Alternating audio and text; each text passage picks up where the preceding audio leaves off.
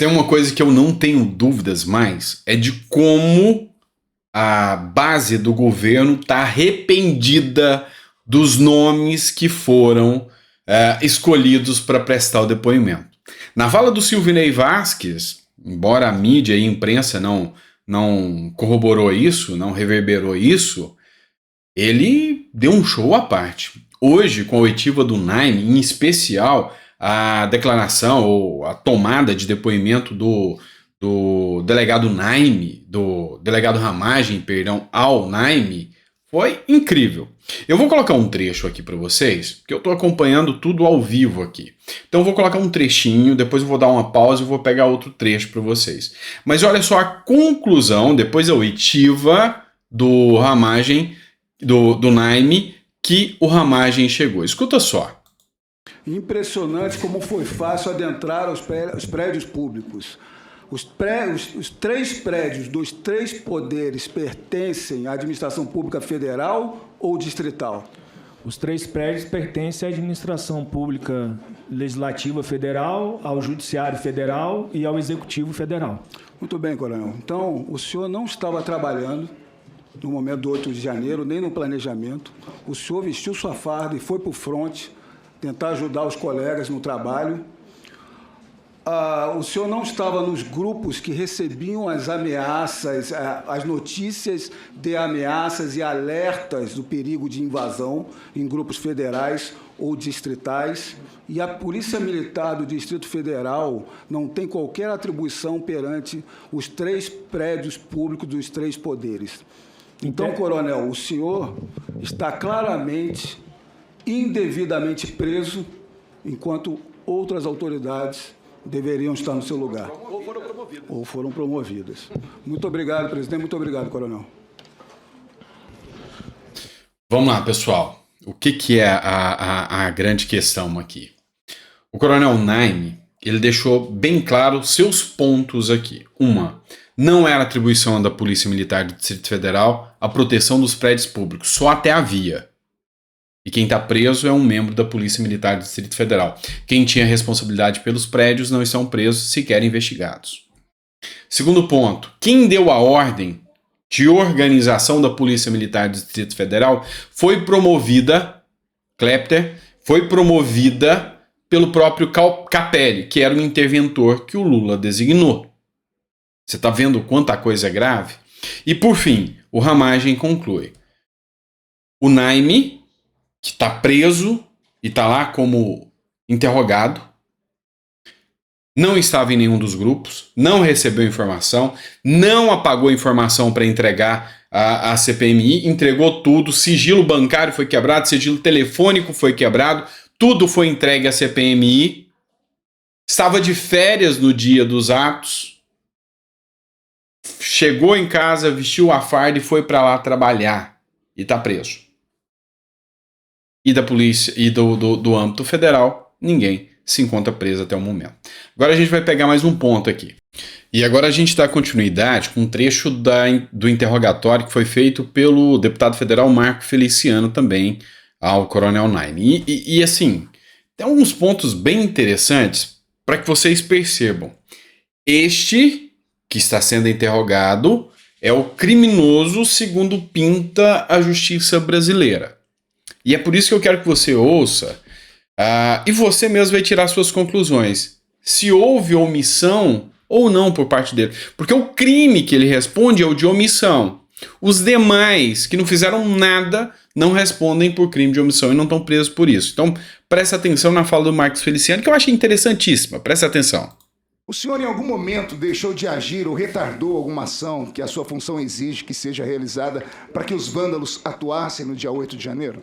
Excelência, se fosse para retardar a tropa, se fosse para dar fuga, eu podia simplesmente ter desligado meu celular, não ter atendido ninguém e ter ficado em casa.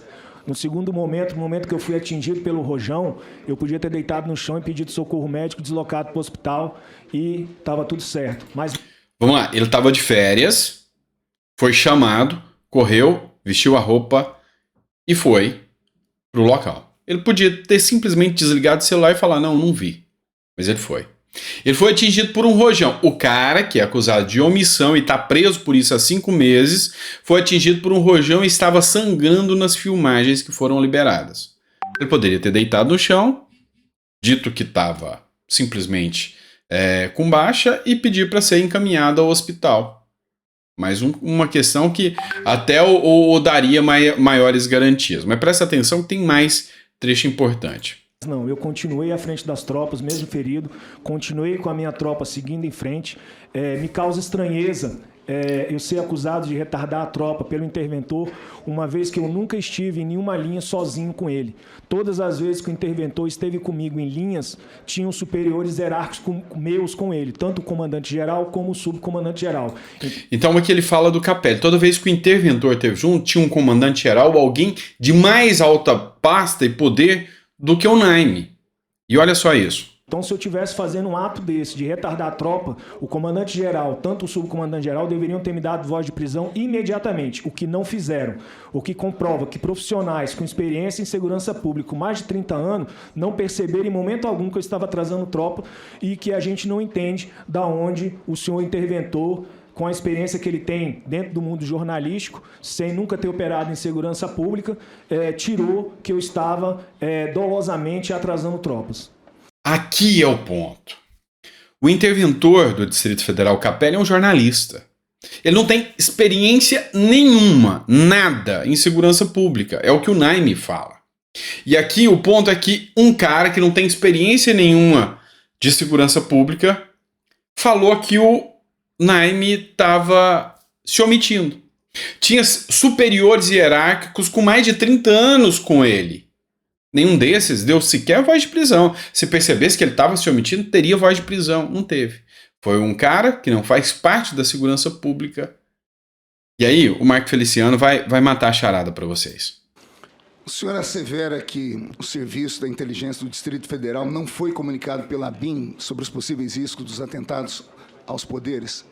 Senhor, Excelência, eu não posso reafirmar isso agora, devido a informações extraoficiais que eu venho recebendo durante esses 5 meses que eu estou preso, da minha própria defesa, porque eu venho visto pela própria empresa, pela própria imprensa, mas eu peço encarecidamente a essa CPMI que peça os relatórios da BIM e veja a respeito do grupo CISP, que foi criado no dia... o grupo CISBIM, que foi criado no dia 7 de janeiro de 2023. E a partir daí, a segurança pública começa a ser informada diretamente pela BIM do cenário que estava sendo informado. Olha só. A segurança pública, os que estavam com o Capelli, inclusive o que foi promovido, passou a ser informado pela BIM no dia 7, grupo esse que o Naime não estava. Não estava. E os demais que estavam lá dentro foram informados. E quem está preso é o que não sabia da história.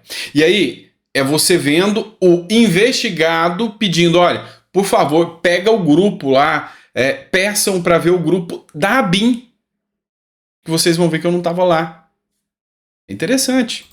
O senhor chegou a prender manifestantes? Se sim, quantos? Eu prendi aproximadamente 450 manifestantes. O omisso prendeu cerca de 450 manifestantes. O senhor pode dizer se todos estavam envolvidos diretamente? O senhor prendeu alguém que não estava em estado de flagrante delito? Excelência, todos que eu efetuei a prisão ou estavam dentro de uma das 3 características da prisão flagrante. Ou estava numa situação que conduzia a dizer que ele tinha cometido o crime, ou ele foi pego cometendo o crime, ou ele tinha indícios de cometimento do crime. Foram as pessoas que eu efetuei a prisão.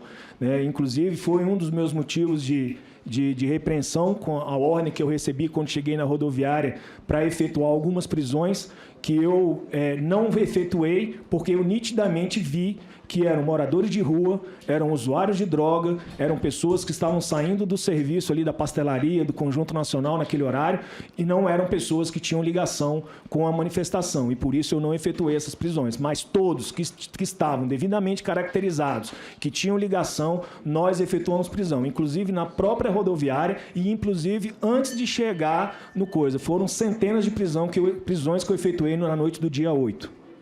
Então aqui já quebra. Esse depoimento aqui não foi tomado. E tem um trecho que ele fala que os advogados não tiveram acesso à defesa dele.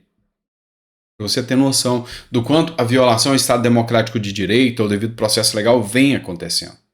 E eu, como jurista, como advogado, vejo aqui uma série de aberrações. Um depoimento desse, qualquer delegado sério, qualquer juiz na oitiva entenderia o reflexo de tudo isso. Mas vamos lá, vamos prestar atenção. Para encerrar minha última pergunta, e ela é bem pessoal, e o senhor fique à vontade se quiser ou não responder. O senhor se sente injustiçado? O senhor se sente como o bode expiatório do que aconteceu no Bode expiatório. Totalmente, Excelência. Eu não fiz nenhum ato, muito pelo contrário. Eu pensei que eu ia receber um elogio pela minha ação e recebi foi uma prisão. Eu larguei minha família, larguei minha esposa, larguei meus filhos. Hoje eu tenho um filho doente em casa, que sofre de uma oncofagia severa com síndrome de Chiari, que o médico já falou que por conta desse estado de estresse que ele foi submetido, ele vai ter que ser submetido novamente a uma cirurgia no cérebro, porque eu sou a referência paterna que ele tem, eu sou o pai dele, sou eu que cuido dele desde os 4 anos de idade, e o menino sofrendo em casa, minha família sofrendo, minha esposa sofrendo, e hoje eu digo para o senhor, eu sou instrutor de vários cursos na polícia, eu não sei como eu entro hoje num curso e ensino para o aluno o que é dever funcional, o que é senso militar, o que é respeito, o que é hierarquia, o que é disciplina. Eu simplesmente, com a injustiça que eu sofri, eu não tenho mais como falar para um aluno levantar uma espada e dizer proteger a sociedade mesmo com o risco da própria vida, porque ele vai acabar sendo preso. Muito obrigado, senhor coronel. Muito obrigado, viu, coronel? Nitidamente emocionado, e é interessante. E, lógico, como filósofo, eu sempre vou fazer uma reflexão e tentar buscar isso para um campo mais abrangente da sociedade. É o mesmo sentimento de injustiça que o Coronel Naime tem hoje, de dizer que não tem mais como dizer para um tutelado dele, ele como instrutor, para um aluno dele, que ele tem que cumprir as ordens hierárquicas, que ele tem que cumprir o dever cívico dele, porque em vez de ser parabenizado, de uma medalha no peito, ele vai receber uma voz de prisão, uma ordem de prisão. É o mesmo sentimento que hoje você, cidadão, que me assiste, e eu que estou aqui falando, tem de que você não consegue falar para o seu filho, ou para o seu aluno, se você é professor, assim, fala para várias pessoas, assim como eu, seja honesto, cumpra o seu dever, não coadune com a corrupção. Porque você tem medo de falar para essa pessoa, porque você a ama e amanhã vê-la presa e o corrupto mandando prender essa pessoa. Esse é o Brasil de hoje. Então, tem muito mais coisa aqui que eu não vou trazer só nesse vídeo, já vai ficar muito extenso, mas a gente está acompanhando trecho a trecho aqui de tudo que está acontecendo na CPMI. Se você quiser saber a fundo o que está rolando na CPMI, esse aqui é o canal certo, tá bom? Então peço a você, curta, compartilhe, mande para o maior número de pessoas o possível. E aos poucos a verdade vem aparecendo e a gente começa a entender efetivamente como está ocorrendo a CPMI. Lembra daquilo que eu disse lá no começo? Qualidade é melhor do que quantidade. E sabe, o governo achou que estava com a bola toda. Vamos blindar os nossos, deixando só com que outros venham. E aí, meu amigo, a verdade está vindo à tona. Deram voz àqueles que foram calados pela imprensa. Pois bem, a verdade vem à tona.